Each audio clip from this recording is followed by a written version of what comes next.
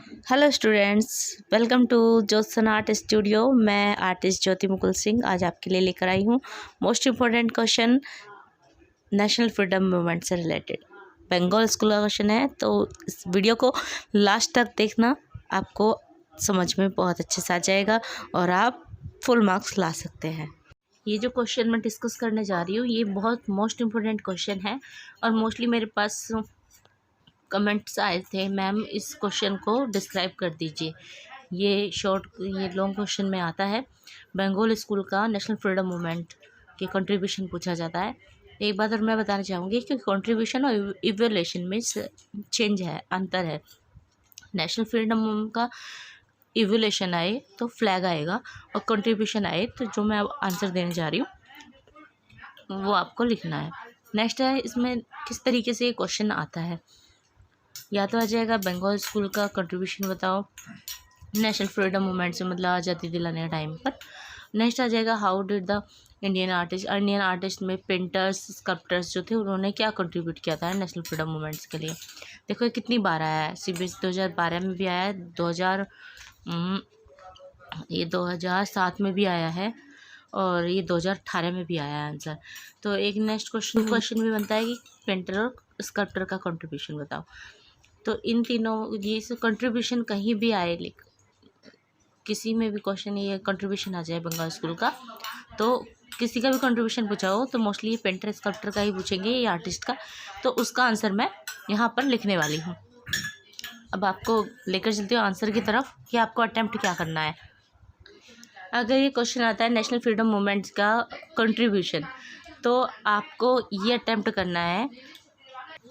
इसके आंसर में आएगा for encouraging the national freedom movement the exponent, मतलब नेशनल फ्रीडम मूवमेंट को इनक्रेज करने के लिए, प्रोत्साहित करने के लिए। द एक्सपोनेंट्स होता है व्याख्याता, जो व्याख्या करते हैं, मतलब बंगाल स्कूल को जिन्होंने बंगाल स्कूल के बारे में बताया। सिलेक्टेड, तो कौन थे वो व्याख्याता, कौन थे इसमें अब आगे बताएंगे। Selected classics mythology and Indian history for their paintings. Bengal artist के जो व्याख्याता थे उन्होंने अपनी पेंटिंग्स के लिए क्या लिया था, सेलेक्ट किया था, टॉपिक किया था उन्होंने, मतलब थीम उन्होंने जो सेलेक्ट किया था, मैटर जो पेंटिंग के लिए उन्होंने सेलेक्ट किया था वो क्या था, इंडियन हिस्ट्री ली थी, मैथोलॉजी ली थी और क्लासिक्स ली थी। ये सारे इंडिया को रिप्रेजेंट करने के लिए उन्होंने अपनी पेंटिंग के लिए ये सब्जेक्ट मैटर लिया था। This efforts created the wave of patriotism amongst the Indian, तो उन्होंने क्या कहा था, इंडियंस के, भारतीयों के बीच में उन्होंने एक देशभक्ति की वेव्स को, लहर को उन्होंने क्रिएट किया था। उनके जो एफर्ट्स थे उनके द्वारा ये एक देशभक्ति की लहर क्रिएट हुई एंड रीस्टैब्लिश्ड हो गई, रख दी थी उन्होंने। The forgotten Indian culture values, तो उन्होंने जो हम इंडियन कल्चर, जो संस्कृति थी उसकी वैल्यूज़ जो भूल चुके थे उसको दोबारा से रीस्टैब्लिश्ड किया था। The artist from Bengal school, जो आर्टिस्ट थे बंगाल स्कूल से, Shri Nandlal Bose, painted the national leaders, जो नंदलाल बोस थे वो नेशनल लीडर्स को पेंट कर रहे थे, एंड स्वराज्य मूवमेंट, और स्वराज्य मूवमेंट को पेंट कर रहे थे। He also decorated the Congress pandals, वो कांग्रेस पंडाल्स को भी डेकोरेट कर रहे थे, such as the Haripura pandal, जो किसके नाम से जाना जाता है, हरिपुरा पंडाल के रूप में। दैट इज़ वाई, अब मैं आपको एक बात यहाँ बताना चाहती हूँ कि हमेशा हमें पैरा चेंज करते रहना चाहिए, अदरवाइज हमें एक लेटर की तरह लगेगा। दैट इज़ वाई, इसलिए Bengal school is known as renaissance school. अब मैं यहाँ पर एक बात बताना चाहूँगी कि बंगाल स्कूल को दो और नामों से जाना जाता है, जो कौन से होते हैं, रेनेसांस स्कूल बोलते हैं उसको, और एक नेशनल फ्रीडम मूवमेंट वाला स्कूल भी बोलते हैं। जहाँ नेशनल फ्रीडम मूवमेंट आ जाए या रेनेसांस आ जाए तो वो हमारा बंगाल स्कूल कहलाएगा। That is why Bengal school is also known as renaissance school. तो रेनेसांस स्कूल के नाम से भी ये जाना जाता है, क्योंकि यहाँ पर नेशनल फ्रीडम मूवमेंट के लिए कंट्रीब्यूट किया था बहुत सारे आर्टिस्ट ने। लेटर बाद में the artist from Bengal school got attracted toward the modern art belong to Europe, जो यूरोप से बिलोंग करती थी मॉडर्न आर्ट उसकी तरफ अट्रैक्ट हो गए। कौन हो गए, बंगाल स्कूल के आर्टिस्ट।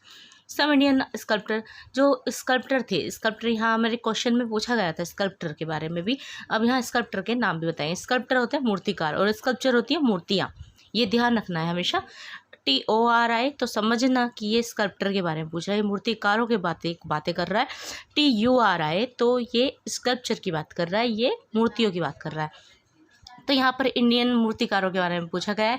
तो जो मोस्टली इंपॉर्टेंट नाम आते हैं वो आता है रामकिंकर बेच का, डी.पी. रॉय चौधरी का, धनराज भगत, अमरनाथ सहगल, पी.वी. जानकीराम, शंकु चौधरी एक्सेट्रा। अब यहाँ पर मैंने आपको 6 नाम दे दिए हैं, इनमें से कोई भी 5 नाम आप अच्छे से लर्न कर सकते हैं।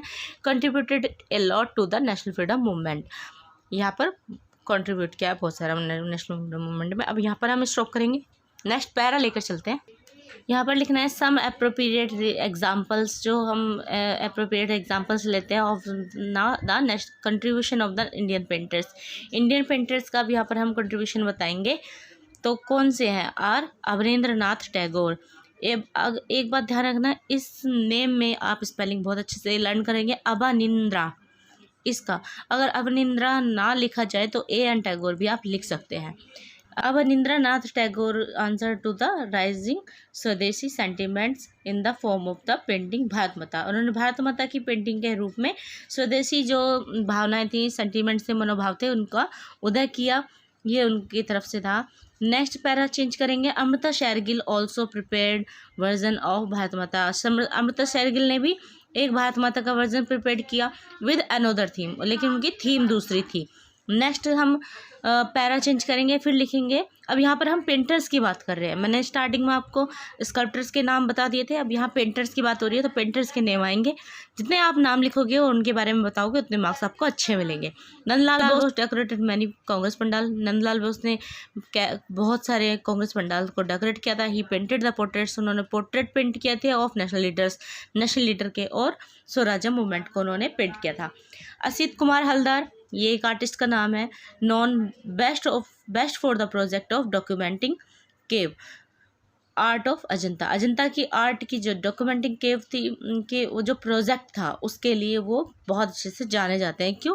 क्योंकि मैं आपको बता दूं, अजंता एलोरा और बाघ की गुफाओं की जो पेंटिंग बनाई थी, जो रेप्लिका बनाई थी, कॉपीज़ बनाई थी, वो असित कुमार हलदर ने नंदलाल बोस के साथ मिलकर बनाई थी, और लेडी हेरिंगम ने उनको सबसे पहले पब्लिश किया था विदेश में। Asit Kumar Haldar and Nandlal Bose work of creating replicas. Nandlal Bose और असित कुमार हलदर ने रेप्लिकाज बनाई थी, किसकी?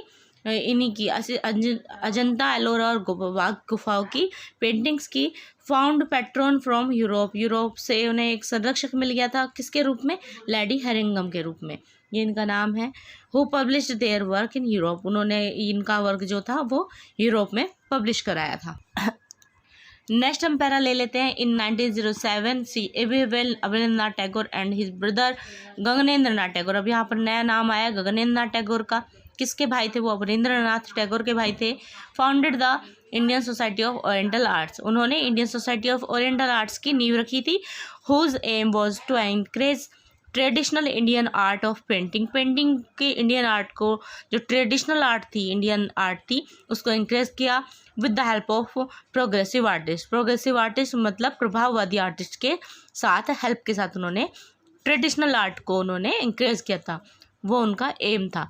तो यहाँ पर हमने बता दिया, कुछ आर्टिस्ट के नेम बता दिए, स्कल्प्टर के नेम बता दिए, किन्होंने नेशनल फ्रीडम मूवमेंट में कंट्रीब्यूट किया था। नेक्स्ट लेकर चलती हूँ आपको। अब हमें कंक्लूजन क्या लिखना है? कंक्लूजन होता है निष्कर्ष। अब क्या निष्कर्ष निकल कर आया है? हम हमेशा कंक्लूजन एक हेडिंग डालेंगे, यहाँ पे मैंने नहीं डाली है, आप डाल सकते हैं। कंक्लूजन लिखने के बाद हम लिख लेंगे जो उन्होंने क्वेश्चन में दिया था, उसी को हम आंसर के रूप में लिख देते हैं। So Bengal school of painting contributed a lot to the national freedom movement. National freedom movement में बहुत सारा कंट्रीब्यूट किया है। And the Indian artist contributed their great efforts for the success of the national freedom movements. यहाँ पर हम अपने answer को स्टॉप कर देंगे। ये हमारा आंसर था। आई होप आपको ये समझ में आया होगा। अब जिस भी क्वेश्चन में आपको ज़्यादा प्रॉब्लम हो उसे कमेंट बॉक्स में लिख देना, मैं उसके ऊपर जल्दी से जल्द वीडियो बनाकर अपलोड कर दूंगी। अगर वीडियो अच्छी लगी हो, समझ में अच्छे से आया हो, सब चैनल को सब्सक्राइब कर लेना और बेल आइकन को दबाना ना भूलना, जिससे आपको वीडियो अपलोड होते ही नोटिफिकेशन मिल जाए और आप उसको वीडियो को देख सकें। वीडियो को लाइक कीजिएगा, शेयर कीजिएगा। तो मिलती हूँ नेक्स्ट वीडियो में। एग्ज़ाम के लिए आपको ऑल द बेस्ट।